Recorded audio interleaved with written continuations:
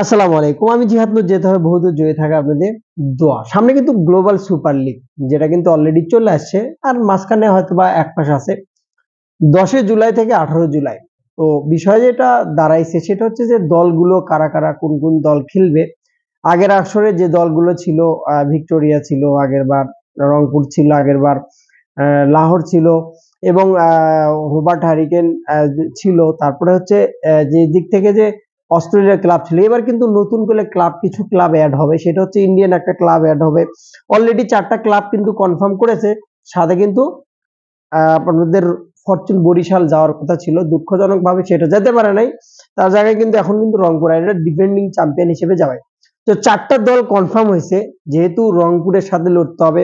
রংপুরের সামনে কিন্তু বাঘা বাঘা 4টা টিম বর্তমানে কিন্তু আছে। 3টা টিমের নাম এখন উল্লেখ করে, একটা টিম হয়তোবা মুম্বাই টাউন্স হবে, ইন্ডিয়া থেকে মুম্বাই টাউন্স, বাট এখন পর্যন্ত এটা নিয়ে শিওর হয় নাই।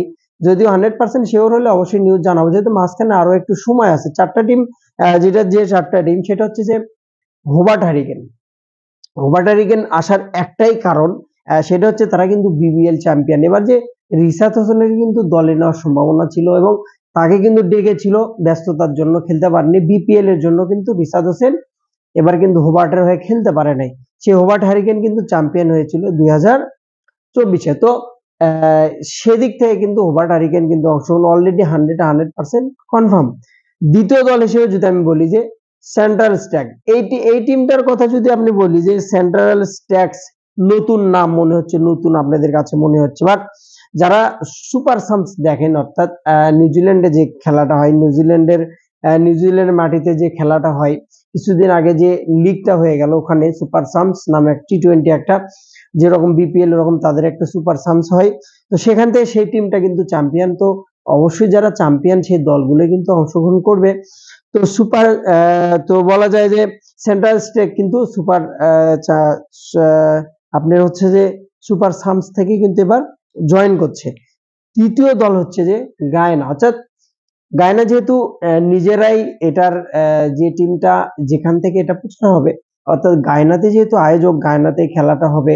ওয়েস্ট ইন্ডিজের গায়নায় যেহেতু তারা এই এই চ্যাম্পিয়ন ট্রফিটা, জিএসএলটা কিন্তু তারা প্রচার করে থাকে এবং নতুন ধারাতে আইসিসি অনুমোদন প্রাপ্ত একটা লিগ, যেটা সারা বিশ্বের বলা চলে যে বড় বড় যেগুলো টিম আছে, ক্লাব আছে, চ্যাম্পিয়ন ক্লাব, তাদের নিয়ে কিন্তু গায়না কিন্তু এই জিনিসটা কিন্তু একটা আয়োজন করে, যেটার নাম আছে গ্লোবাল সুপার লিগ।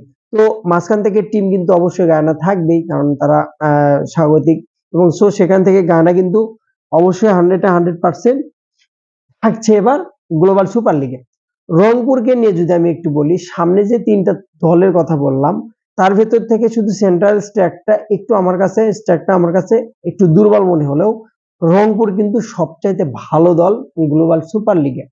বোলিং এর দিক থেকে বলেন, ব্যাটিং এর দিক থেকে বলেন, মিডল অর্ডারে একটু খুঁজদিল যাওয়াতে দুর্বলতা ছিল, বাট সেটা কিন্তু মাহমুদুল্লাহ আসাতে সেটা কিন্তু কভার হয়ে যাবে।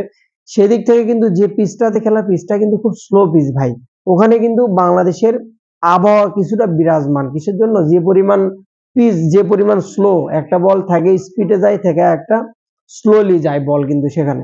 তো সেখানে ভালোভাবে ঠিকভাবে কাভার করতে হলে, সুন্দরভাবে নিজেদের ব্যাটিংটা, প্রথমে যে ব্যাটিং করে 100-150 রান করাটা কিন্তু অনেক টাফ হয়ে যায় সেখানে গায়নার মাটিতে। তো সেদিক থেকে বাংলাদেশের যে প্লেয়ার আছে প্রত্যেকজন কিন্তু টেকনিক্যালি ভালো, স্পিনটা ভালো খেলতে পারে।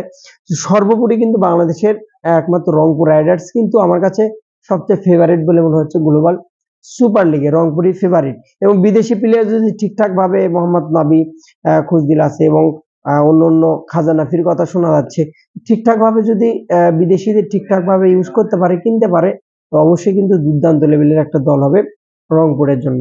Best of luck. আপাতত 4টা টিম কনফার্ম হয়েছে, পরবর্তীতে আর টিমে আসলে অবশ্যই জানাবো। সালাম।